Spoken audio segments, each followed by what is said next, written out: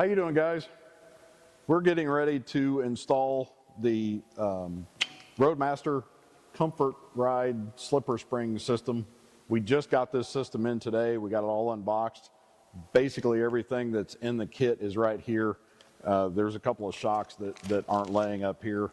The shock comes in a nifty little, it's all packaged up and everything. And so far, I'm super impressed with the way everything's boxed. It traveled UPS very well. It's heavy. There is some shipping cost involved just because you're dealing with some heavy components, but this is a brand new system for us. We are a Comfort Ride dealer, a RoadMaster dealer now, and we're going to be installing quite a few of these. We actually have a guy coming from out of state next month to put this same system on, and we're going to set his truck up, and we've got a couple other things to do. But why did I choose to become a RoadMaster dealer as opposed to some other stuff that's out there? We can install Lippert products. We're a Lippert dealer as well, and they make great products. This is my personal choice for my personal rig, my personal reasons. The great thing about camping is we all have different needs and wants, and there's a bunch of different campers out there. So this system on this trailer, I feel is the best option for me.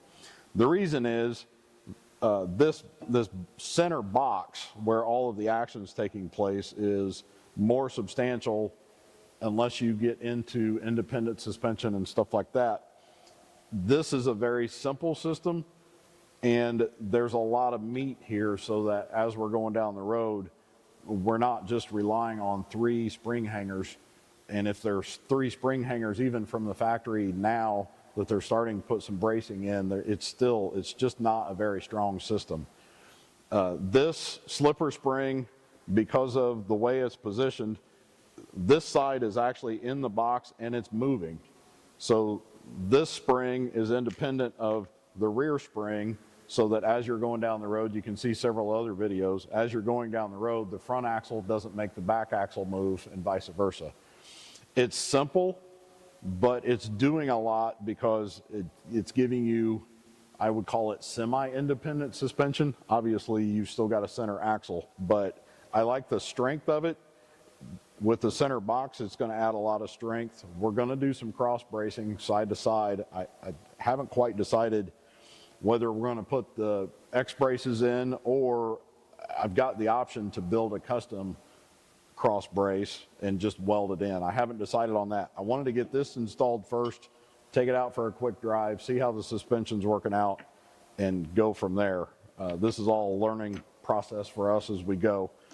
The whole thought process behind what we do is make it simple, but make it strong, make it last. That gives you a good price point, so we're not adding thousands and thousands and thousands of dollars, but we're spending the money in the right places to get the best bang for the buck. I love the shock system. The center box is great. The slipper springs, I can already tell the way that action is going to work is pretty straightforward.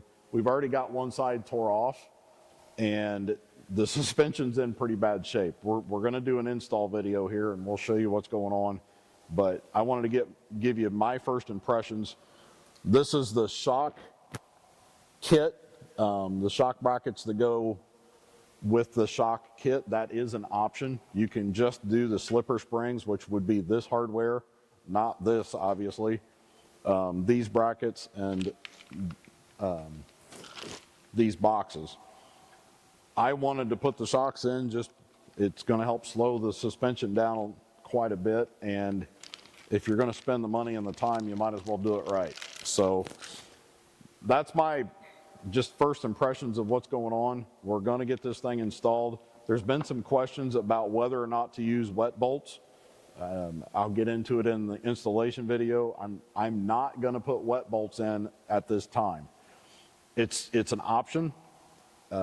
Everything that I've seen, it's going to cause a little bit of an issue, at least what I've read so far. I could be wrong, but the bushing in these springs is a slightly different size.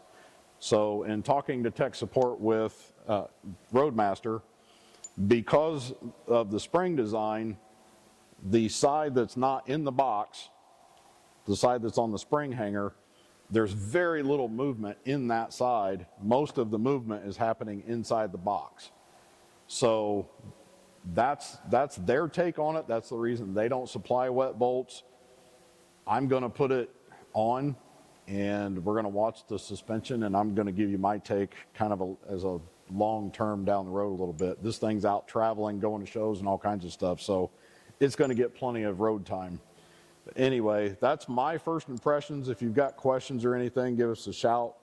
You throw a comment up, hit the subscribe button. We are growing our membership, and that's helping us out so that we can keep putting these videos together. But we're going to get done here and get one side put in so that we can go to the other side and actually get a good video angle, and we're going to show you start to finish on how to put this system together. We will talk to you soon. Thanks, guys. Later.